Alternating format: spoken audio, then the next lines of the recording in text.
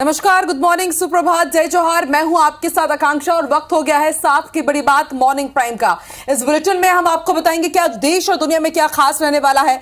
मध्य प्रदेश छत्तीसगढ़ की बड़ी सियासी खबर क्या रहेगी और उसके साथ ही वो खबर जिनका सरोकार है सीधे आपके साथ। तो आइए शुरुआत करते हैं और सबसे पहले देखते हैं top morning news headlines.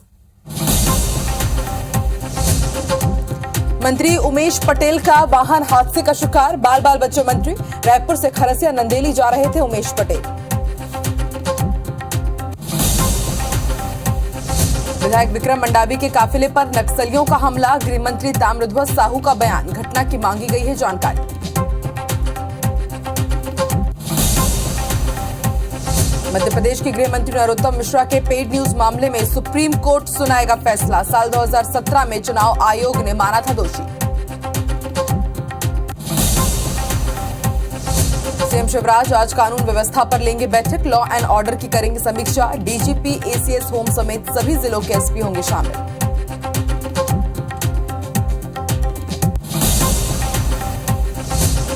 Harda में लाडली बहना महासम्मेलन, सीएम शिवराज स्व सहायता समूहों से करेंगे संवाद, कई विकास कार्यों की भी देंगे सौगात।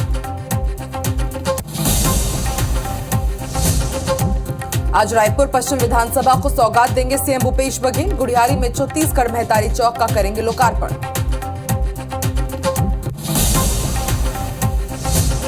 रायपुर में कांग्रेस का 2 दिवसीय मंथन, PCC chief Mohan Markam booth committee गठन की करेंगे समीक्षा।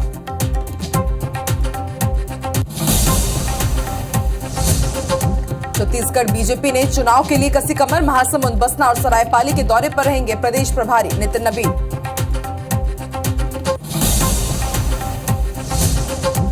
भोपाल में कांग्रेस ने बुलाई फ्रंटल ऑर्गेनाइजेशन अध्यक्षों की बैठक, पीसीसी में जुटेंगे एनएसयूआई, युवा कांग्रेस, महिला कांग्रेस, सेवा दल अध्यक्ष।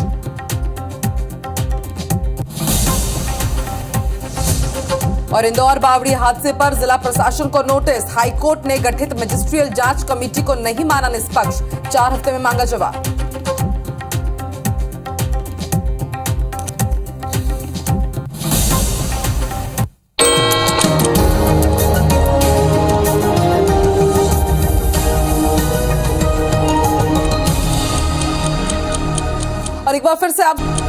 और एक बार फिर से आप सभी का स्वागत है। ये हेडलाइंस के बाद देख लेते हैं सुबह 7 बजे की 7 बड़ी खबर। आज बीजेपी अध्यक्ष जेपी नड्डा कर्नाटक में बड़ा रोड शो करने जा रहे हैं, कई बड़े ऐलान वो करेंगे। दूसरी बड़ी खबर ज्ञान व्यापी परिसर से जुड़ी हुई, ज्ञान व्यापी परिसर में पूजा की मांग पर आज वाराणसी कोर्ट में सुनवाई होगी। तीसरी बड़ी खबर सेम सेक्स मैरिज पर आज सुप्रीम कोर्ट में सुनवाई होगी। वहीं 5वीं बड़ी खबर पी चिदम्बरम के बेटे कार्ति चिदम्बरम की 11 करोड़ की संपत्ति ईडी ने जब्त कर ली है। 5वीं बड़ी खबर इटली के समुद्र में तैरता मिला है 2000 किलो का कोकीन, किसका अभी तक खुलासा नहीं हो पाया है। छठी बड़ी खबर मोतिहारी में शराब से अब तक 31 लोगों की मौत हो गई है। और 7वीं बड़ी खबर स्पोर्ट्स आईपीएल से जुड़ी हुई, आज राजस्थान रॉयल्स और लखनऊ सुपर जायंट्स के बीच महामुकाबला होगा।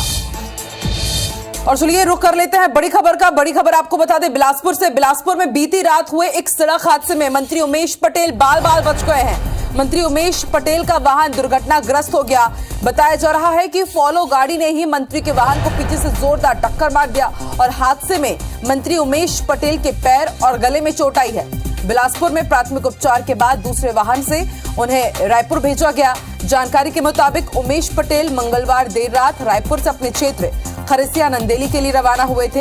इस दौरान उनका काफिला बिलासपुर के भोजपुरी टोल प्लाजा के पास पहुंचा ही था कि उनकी ही फॉलो गाड़ी ने उनके वाहन को पीछे से जोरदार टक्कर मार दी। टक्कर इतनी जबरदस्त थी कि वाहन का बैक साइड बुरी तरह से क्षतिग्रस्त हो गया है। तस्वीरें भी हम आपको दिखा रहे हैं। मंत्री उमेश पटेल इस हादसे में बाल बाल बच गए हैं। शहर के निजी अस्पताल में उनका प्राथमिक उपचार कराया गया। जानकारी मिलते ही स्थानीय नेताओं ने भी मुलाकात कर उनका हालचाल जाना। इधर मंत्री के काफिले में हुए हादसे की जांच की बात भी कही जा रही है। जितेंद्र थवाई जुड़ चुके हैं हमारे साथ। जितेंद्र, एक बेहद ये बड़ा भीषण हादसा हुआ है, लेकिन गनीमत रही कि मंत्री उमेश पटेल बाल बाल बच गए हैं। अभी उनकी कैसी स्थिति है और जांच की भी बात कही जा रही है? बिल्कुल आकांक्षा, देखिए जिस तरह से हादसा हुआ है, मंत्री उमेश पटेल बाल बाल यहाँ पर बचे हैं और बड़ा एक दुर्घटना यहाँ पर टला है अगर कहें तो। दरअसल देखिए उमेश पटेल कल देर रात ही रायपुर से अपने गृहग्राम नंदेली खरसिया के लिए बाई रोड रवाना हुए थे। उनका काफिला भी उनके साथ था और भोजपुरी टोल प्लाजा के पास जैसे ही वो पहुंचे थे, उसी दौरान बताया जा रहा है कि पीछे से ही फॉलो गाड़ी ने ही मंत्री उमेश पटेल के वाहन को पीछे से जोरदार टक्कर मार दिया और इस हादसे में गाड़ी भी बुरी तरीके से क्षतिग्रस्त हुई है। हालांकि मंत्री उमेश पटेल गाड़ी उस वक्त मौजूद थे, उनको भी यहाँ पर बहुत ज्यादा गंभीर चोट तो नहीं, लेकिन उनके पैर और गले में यहाँ पर गर्दन में चोट की बात जो है वो सामने आ रही है। हालांकि जिस तरह से घटना हुई है उसके बाद तत्काल मंत्री उमेश पटेल को दूसरे गाड़ी से बिलासपुर निजी अस्पताल लाया गया था और यहाँ पर प्राथमिक उपचार के बाद यहाँ पर उनको फिर से प्राथमिक उपचार के बाद वो फिर से रायपुर के लिहाज से रवाना हुए हैं। हालांकि उनको खरसिया जाना था, उन्होंने अपना प्लान कैंसिल किया और यहाँ पर स्थानीय नेताओं ने भी उनसे मुलाकात की, क्योंकि जिस तरह से घटना की जानकारी यहाँ के स्थानीय नेताओं को मिली, प्रशासन को मिली, उसके बाद स्थानीय नेताओं और अधिकारियों ने भी उनका हालचाल जाना है और प्राथमिक उपचार के बाद फिर से वो यहाँ से दूसरे वाहन से बिलासपुर से रायपुर के लिए रवाना हो गए हैं। मौजूद क्या कोई दूसरा भी चोटिल हुआ है, इसके बारे में कुछ जानकारी है? देखिए, जो जानकारी सामने आई है, क्योंकि मंत्री उमेश पटेल जिस वाहन में सवार थे उसमें उनका एक गनमैन मौजूद था। इसके साथ ही जो फॉलो गाड़ी है वो पीछे चल रही थी और पीछे वाले फॉलो गाड़ी ने ही उमेश पटेल की गाड़ी को यहाँ पर पीछे से टक्कर मारा है। ऐसे में उमेश पटेल के साथ में जो गनमैन थे उनको हालांकि यहाँ पर चोट नहीं आई है, लेकिन प्राथमिक तौर पर उनका भी यहाँ पर एक बार जांच किया गया है। लेकिन मंत्री को जिस तरह से गले और पैर में चोट आई है, माना जा रहा है पैर में हेयर क्रैक हो सकता है। हालांकि यहाँ पर डॉक्टरों ने उपचार के बाद उनको सामान्य बताया है, लेकिन उमेश पटेल यहाँ से बिलासपुर से फिर वो रायपुर के रवाना हो गए। संभवतः हो सकता है रायपुर में आज फिर से वो अपना चेकअप कराए, लेकिन जिस तरह से घटना हुई है, घटना के जांच की भी यहाँ पर बात कही जा रही है, क्योंकि बताया जा रहा है जिस समय मंत्री उमेश पटेल गाड़ी में चल रहे थे उनकी गाड़ी बहुत ज्यादा स्पीड में नहीं थी, लेकिन पीछे से जिस तरह से फॉलो गाड़ी ने जोरदार टक्कर मारा है, ऐसे में यहाँ पर सुरक्षा को लेकर भी सवाल खड़े हो रहे हैं। लिहाजा पूरे मामले में जांच की बात की जा रही है। सामने आई है क्या कि गाड़ी का ब्रेक फेल था या कुछ तकनीकी दिक्कत थी फॉलो वाहन के साथ?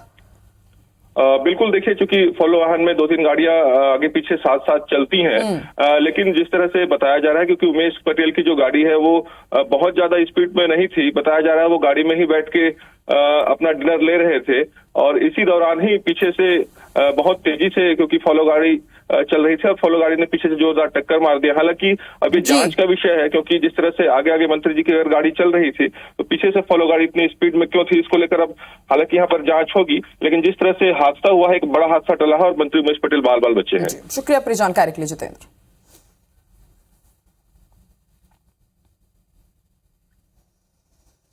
अगली खबर भी छत्तीसगढ़ से ही है। बीजापुर में विधायक विक्रम मंडावी के काफिले पर नक्सलियों ने हमला कर दिया।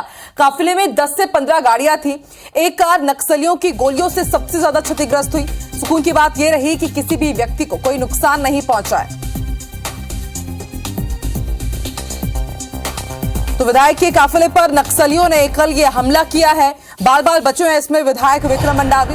बताया जा रहा है कि 10 से 15 गाड़ियां थी मंत्री जी के विधायक के काफिले में। एक कार नक्सलियों की गोलियों से सबसे ज्यादा क्षतिग्रस्त हुई है और गनीमत यह रही कि किसी भी व्यक्ति को कोई नुकसान नहीं पहुंचा है।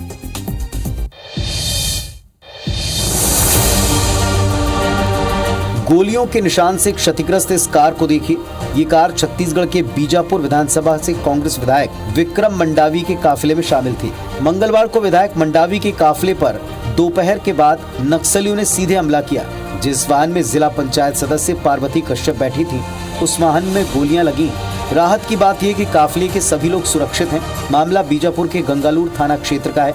विधायक विक्रम मंडावी जिला पंचायत सदस्य समेत कांग्रेसी नेता गंगालूर गए थे, जहां मंगलवार को साप्ताहिक हाट बाजार में नुक्कड़ सभा का आयोजन किया था। लौटते वक्त पद्देड़ा गांव के नजदीक नक्सलियों ने चलते वाहनों पर फायरिंग की। हालांकि सभी वाहन वहां से सुरक्षित निकल गए। दरअसल विधायक विक्रम मंडावी पिछले कई दिनों से अपने विधानसभा क्षेत्र में अंदरूनी इलाकों के दौरे पर हैं। विधायक के काफिले में करीब 10 से 15 गाड़ियां थी। वही नक्सल हमले पर गृह मंत्री ताम्रध्वज साहू का भी बयान सामने आया है। उन्होंने कहा है कि सुरक्षा बल के अफसर और एसपी ने जाने से मना किया था। एसपी वहां से सकुशल वापस भी आ गए। जिला पंचायत का कहना है कि फायरिंग हुई है। गृह मंत्री ताम्रध्वज साहू ने यह भी कहा कि घटना की विस्तृत जानकारी मंगाई जा रही है। जान सबकी कीमती है और कोई भी काम करें अपने आप को सुरक्षित रखकर करें, ऐसा आग्रह पहले भी हम लोग करते आए हैं, अभी भी कर रहे हैं कि जाने के पहले सूचना दें, हम लोग सुरक्षा व्यवस्था कर लें, उसके बाद जाएं, किसी को कोई मनाही नहीं। और अब आपको मध्य प्रदेश की भी बड़ी सियासी हलचल का अपडेट दे दें। बड़ी खबर भोपाल से, सीएम शिवराज आज पुलिस अफसरों की बड़ी बैठक लेने जा रहे हैं। मध्य प्रदेश के कानून व्यवस्था की सीएम शिवराज सिंह चौहान समीक्षा करेंगे। माफिया पर कार्रवाई को लेकर कोई बड़े निर्देश भी आज वो दे सकते हैं। वीडियो कॉन्फ्रेंसिंग के जरिए अफसरों से आज उनकी चर्चा होगी। डीजीपी, एसीएस, होम सहित सभी एसपी बैठक में जुड़ेंगे। तो आज कानून व्यवस्था पर बड़ी बैठक। बीते दिनों जो हमने माफियाओं के कई बड़े हमले पुलिस बल पर देखे हैं, माना जा रहा है कि आज माफियाओं पर एक्शन को लेकर के बड़े निर्देश भी जारी कर सकते हैं CM Shivraj Singh Chouhan. DGP, ACS, home सहित सभी एसपी आज इस बैठक में जुड़ेंगे।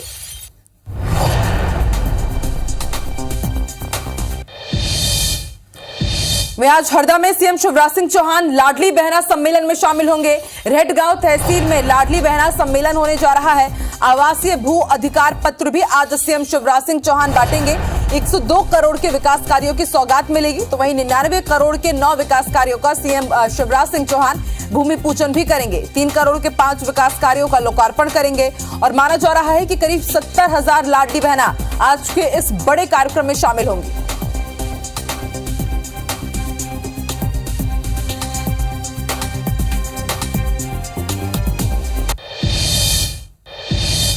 दिल्ली से बड़ी खबर आपको बता दें, पेड न्यूज मामले में सुप्रीम कोर्ट आज बड़ा फैसला सुना सकता है। गृह मंत्री नरोत्तम मिश्रा के केस पर आज फैसला संभव है। इससे पहले भी सुनवाई हुई थी, फैसला सुरक्षित रख लिया गया था। साल 2008 पेड न्यूज मामले में सुप्रीम कोर्ट में आज फैसला आ सकता है। साल 2017 में निर्वाचन आयोग ने नरोत्तम मिश्रा को दोषी माना था। निर्वाचन आयोग ने 3 साल तक चुनाव लड़ने पर पाबंदी लगा दी थी और उसके बाद गृह मंत्री नरोत्तम मिश्रा ने दिल्ली हाई कोर्ट में केस हारने के बाद सुप्रीम कोर्ट में इसे चुनौती दी है। और ऐसे में माना जा रहा है कि आज गृह मंत्री नरोत्तम मिश्रा का राजनीतिक भविष्य का फैसला हो सकता है।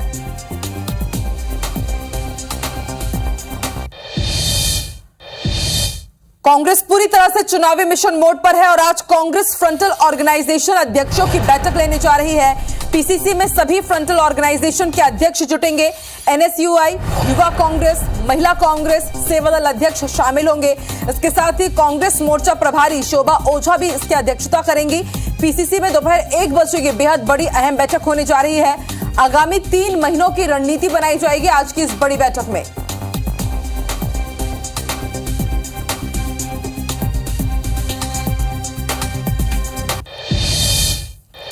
वहीं सीएम भूपेश बघेल आज रायपुर पश्चिम विधानसभा को कई सौगात देंगे। गुढ़ियारी में छत्तीसगढ़ महतारी चौक का आज लोकार्पण करेंगे सीएम भूपेश बघेल। तो रायपुर पश्चिम विधानसभा को सीएम भूपेश बघेल बड़ी सौगात देने जा रहे हैं। गुढ़ियारी में छत्तीसगढ़ महतारी चौक का लोकार्पण करेंगे। ये चौक बनकर तैयार हो गया है।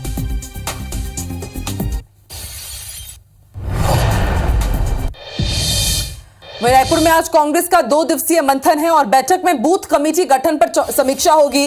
पीसीसी चीफ मोहन मक्काम इसकी समीक्षा करेंगे और इस बैठक में कई कांग्रेस नेता और अलग अलग बूथों के अध्यक्ष भी शामिल होंगे। तो एक के बाद एक मैराथन बैठकों का दौर जारी है। कांग्रेस का 2 दिवसीय मंथन आज से शुरू हो रहा है। बूथ कमेटी गठन की समीक्षा होगी। पीसीसी चीफ मोहन मक्काम इस समीक्षा बैठक में शामिल होंगे।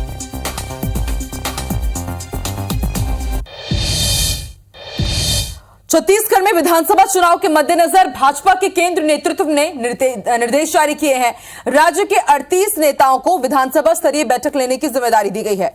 इसके तहत पूर्व मुख्यमंत्री रमन सिंह, अरुण साव, नारायण चंदेल, अजय जामवाल, पवन साय, सभी सांसद, विधायक, प्रदेश पदाधिकारियों को अलग अलग विधानसभाओं की जिम्मेदारी दी गई है। भाजपा नेता ओपी चौधरी ने बताया कि इस बैठक के जरिए पार्टी के संगठन के कार्यों की समीक्षा और जिन शक्ति केंद्रों और बूथों में अब तक गठन नहीं हुआ है उसे पूरा किया जाएगा। वहीं भाजपा के कार्यक्रम पर तंज कसते हुए संसदीय सचिव विकास उपाध्याय ने कहा कि भारतीय जनता पार्टी चाहे अपने राष्ट्रीय नेता को बुला ले या फिर प्रदेश स्तर के नेताओं की कितनी भी बैठकें हो जाएं, इससे कांग्रेस को कोई फर्क नहीं पड़ने वाला है। हमारे छत्तीसगढ़ के सभी 90 विधानसभा सीटों पर संगठन ने एक कार्यक्रम बनाया है जिसके अंतर्गत 38 अतिथि तय किए गए हैं और एक सांगठनिक प्रक्रिया के तहत 38 लोग अलग अलग विधानसभा क्षेत्रों में जाएंगे। वहां विधानसभा के सभी प्रमुख जनों के अतिरिक्त वहां पर जो शक्ति केंद्र के प्रभारी, संयोजक और सह संयोजक हैं उन सभी को सम्मिलित करते हुए एक गहन चर्चा और बैठक की जाएगी। मन की बात में जो जनता का मन है उसको तो वो लोग सुनना चाहते नहीं, थोपा हुआ कार्यक्रम है और इस थोपे हुए कार्यक्रम को जनता मानती नहीं। जनता अपने मन की बात कहना चाहती है, लेकिन भारतीय जनता पार्टी का केंद्रीय नेतृत्व और कोई भी स्थानीय नेतृत्व भी इस बात को सुन नहीं रहा है। बेमेतरा के बिरनपुर में भड़की हिंसा की आग तो बुझ गई, लेकिन इसे लेकर सियासी बयानों और आरोप प्रत्यारोप का सिलसिला नहीं थम रहा है। पूर्व मंत्री बृजमोहन अग्रवाल ने एक बार फिर इस मुद्दे पर कांग्रेस सरकार को घेरा। उन्होंने आरोप लगाया कि मुख्यमंत्री बेमेतरा दौरे पर तो गए, लेकिन बिरनपुर में पीड़ित के परिजन से मिलने नहीं पहुंचे। उन्होंने कहा कि इलाके के मंत्री, प्रभारी मंत्री और गृह मंत्री भी नहीं गए हैं। बृजमोहन ने कहा कि सरकार डरी हुई है और गिल्टी से ग्रस्त है। बृजमोहन के बयान पर पलटवार करते हुए कांग्रेस नेता सुशील आनंद शुक्ला ने कहा कि भाजपा स्मृति लोप का शिकार है और इसे राजनीतिक मुद्दा बना रही है। मिलने के नाम पर भाजपा दंगा फैला रही है। उन्होंने कहा कि सीएम पीड़ित से बात कर चुके हैं और कार्रवाई भी हो रही है। दरअसल मुख्यमंत्री भूपेश बघेल कल बेमेतरा के गांव सल्धा पहुंचे थे, जहां वो पंचकुंडी रुद्र महायज्ञ एवं शिव पुराण कथा में शामिल हुए। बेमेतरा जाकर भी बिरनपुर नहीं पहुंचने पर भाजपा ने ऐतराज जताया है। ये सरकार डरी हुई है, घबराई हुई है। वहां के स्थानीय मंत्री रविंद्र चौबे जी नहीं गए, वहां के प्रभारी मंत्री नहीं गए, वहां के विधायक, सांसद कोई वहां पर नहीं जा रहे हैं, गृह मंत्री नहीं जा रहे हैं और मुख्यमंत्री जी बेमेतरा जाकर वापस आ जाते हैं। तो ये मुझे लगता है कि ये सरकार कहीं न कहीं गिल्टी से ग्रसित है। जो पहले भुवनेश्वर साहू की हत्या करने वाले लोग हैं, उनके आज तक फोटो लोगों को नहीं दिखाए गए। तो ये सरकार जो कार्रवाई कर रही है, दोमुही कार्रवाई कर रही है और इसको जो बहुसंख्यक समाज है वो कभी भी स्वीकार नहीं करेगा। बिरनपुर में जो वहाँ के विधायक हैं, राज्य के वरिष्ठ मंत्री रविंद्र चौबे जी जाके मुलाकात कर चुके हैं। माननीय मुख्यमंत्री जी ने मृतक भुवनेश्वर साहू के परिजनों के साथ, उनके पिताजी से, उनके माताजी से और उनके अन्य परिजनों के साथ में फ़ोन में चर्चा करके उनको सांत्वना दिया है। दरअसल भारतीय जनता पार्टी इसको राजनीतिक मुद्दा बनाना चाहती थी। वहीं भोपाल में मध्य प्रदेश बीजेपी की कोर कमेटी की अहम बैठक हुई, जिसमें सीएम शिवराज सिंह चौहान, मुरलीधर राव, शिव प्रकाश, नरेंद्र सिंह तोमर, फग्गन सिंह कुलस्ते, वीडी शर्मा समेत कोर ग्रुप के सभी बड़े नेता मौजूद रहे। करीब 4 घंटे चली इस बैठक में बीजेपी ने अगले 5 महीने का रोड मैप तैयार किया है। बैठक खत्म होने के बाद प्रदेश महामंत्री शरदेंदु तिवारी ने बताया कि सरकार और संगठन के समन्वय से अगले कुछ महीनों में पार्टी कई बड़े कार्यक्रम चलाएगी और अभियान भी चलाएगी।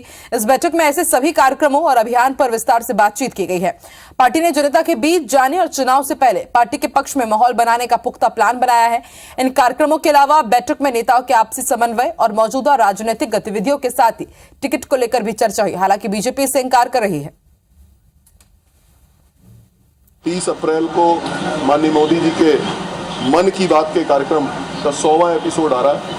हमने ये तय किया है कि मध्य प्रदेश में हर बूथ पर, पूरे 65,000 के आसपास बूथों पर हम यह मन की बात का कार्यक्रम मनाएंगे। लगभग 100 लोग हर बूथ पर रहें, ऐसा हमारा प्रयास रहेगा। सभी वरिष्ठ नेताओं को उसमें काम में इस योजना में रहेंगे। को लिए चलते हैं ठाणे इमारत में यहां भीषण आग लग गई है। ओरियन बिजनेस पार्क की बिल्डिंग में भीषण आग लग गई है। बताया जा रहा है रात 8 बजे से इमारत में आग लगी हुई है और 9 घंटे बाद आग पर काबू पाया जा सका। और इसे आप अंदाजा लगा सकते हैं कि आग कितनी भयावह रही होगी। फिलहाल दमकल की 12 गाड़ियां आग बुझाने में जुटी हुई थी और फिलहाल आग पर काबू पा लिया गया है। एक्सक्लूसिव तस्वीरें हम आपको महाराष्ट्र की ठाणे की बता रहे हैं।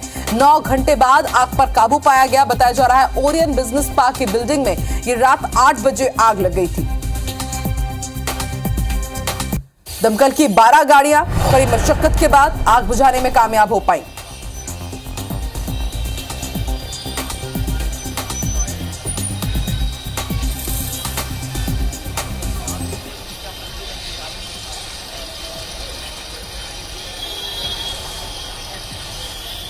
आजकल कथित चमत्कारों का दौर चल रहा है। कहीं चमत्कारी बाबा तो कहीं चमत्कारी दावा। ध्यान और विज्ञान के बीच इस कड़ी में अब नई एंट्री हुई है। नाम है रामलला सरकार। 2 पर्ची निकालकर भूत और भविष्य बता देने का यह दावा करते हैं। रिपोर्ट देखिए।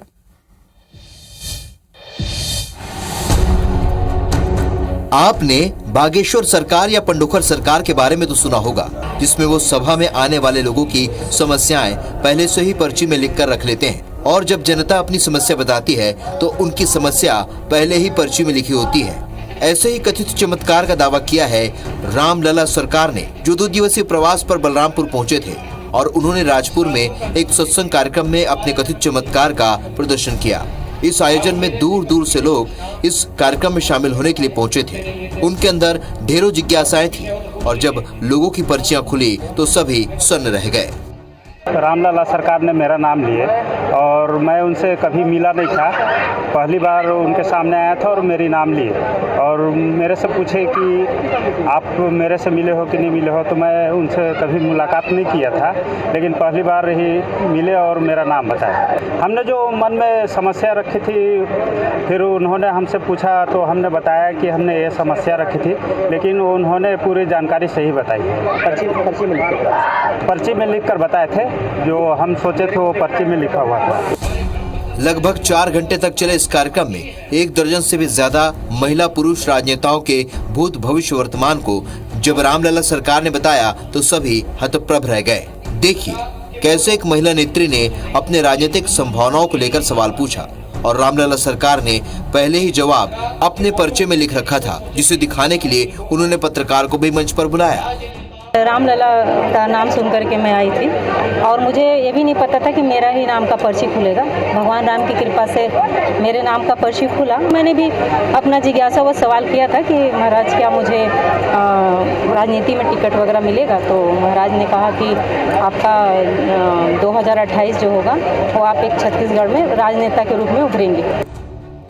रामलला सरकार ने कहा कि वो पूरे 151 देशों का भ्रमण करना चाहते हैं। उन्होंने कहा कि पूरे विश्व में सनातन धर्म का प्रचार करने और उसे जागृत करने के लिए इस तरह का कार्य कर रहे हैं। उन्होंने कहा कि पर्ची लिखना कोई कला नहीं है, किसी से भेदभाव न हो, किसी को कभी कष्ट न मिले, सब सुखमय जीवन व्यतीत करें, सब सनातन धर्म के हैं, सनातन धर्म के होके जिए, यही हमारे जीवन का उद्देश्य लक्ष्य है। इसीलिए हम जन जन को जगाने के लिए संकल्पित हैं। 151 देश में भ्रमण करेंगे और जहां भी जाएंगे हमारे वक्तव्य के माध्यम से सिर्फ यही जाएगा कि पूरा विश्व सुखमय रहे। पर्ची तो एक प्रकार से संतुष्ट करने के लिए लिखा जाता है ताकि कोई व्यक्ति झूठ ना बोल सके। अब ये चमत्कार है या कुछ और, ये कहना मुश्किल है, लेकिन इतना तो जरूर है कि बिना ज्ञान और विज्ञान के ये कर पाना मुमकिन नहीं है।